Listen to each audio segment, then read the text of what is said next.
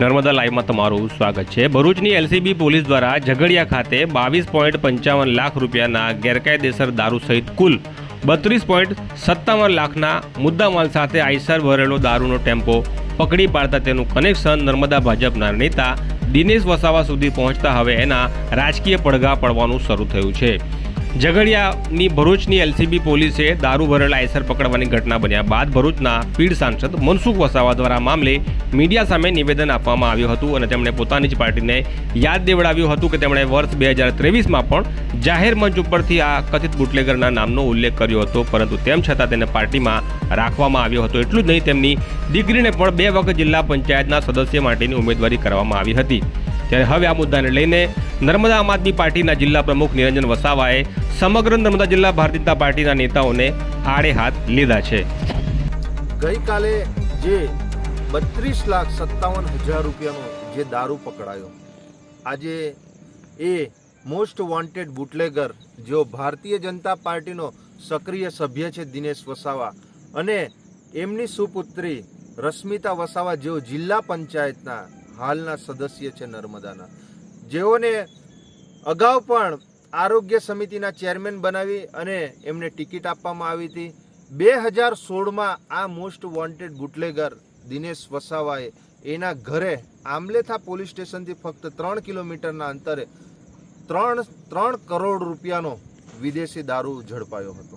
અને ત્યારબાદ પણ આજે તમે જુઓ, સાંસદ મનસુખ વસાવા હોય, ઘનશ્યામ પટેલ, નીલ રાવથી લઈને શ્રેષ્ઠ નેતૃત્વ જે પ્રદેશનું છે તે તમામ નેતાઓ જોડે આ બુટલેગરોના ફોટા છે।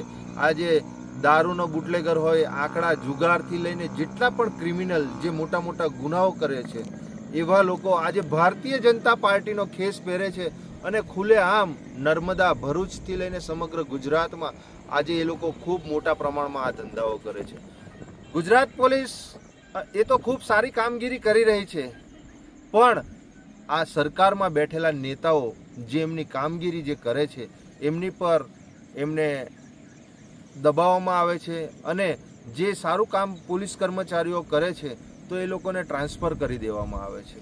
આ બાકી ગુજરાત પોલીસ એ ખરેખર ખૂબ સરસ કામગીરી છે એમની, પણ ક્યાંક ને ક્યાંક આજે આ જ ઘટના જો નર્મદા જિલ્લામાં થઈ હોત તો નર્મદા જિલ્લાની પોલીસ આટલા લાખો રૂપિયાનો દારૂ એ ના પકડી શકી હોત।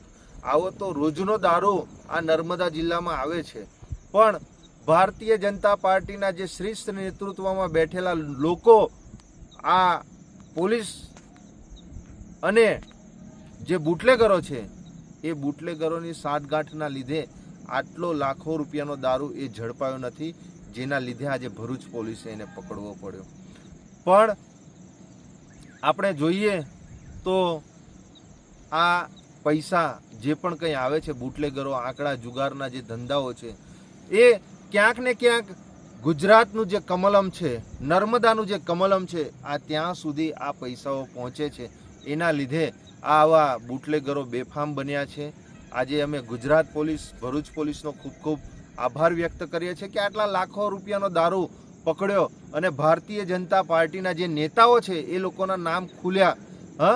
બાકી આજે આવા ઘણા ધંધાઓ એવા છે આજે ભારતીય જનતા પાર્ટીના નેતાઓ કરી રહેલા છે, પણ તે લોકોના નામ બહાર નથી આવતા અને સામાન્ય લોકોને ટાર્ગેટ કરવામાં આવે છે, સામાન્ય લોકો પર એફઆઈઆર કરવામાં આવે છે।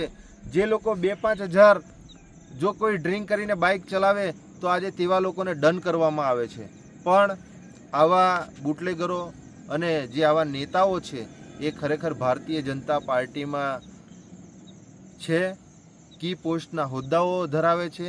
એના લીધે જ આવા લોકોને ગુજરાતની પોલીસ કંઈક કરી નથી શકતી। નિખર જો પોલીસને જો ખરેખર છૂટછાટ આપે તો ગુજરાતની પોલીસ ખૂબ સરસ કામગીરી કરી શકે છે। નિરંજનભાઈ વસાવા, પ્રદેશ સંગઠન મંત્રી।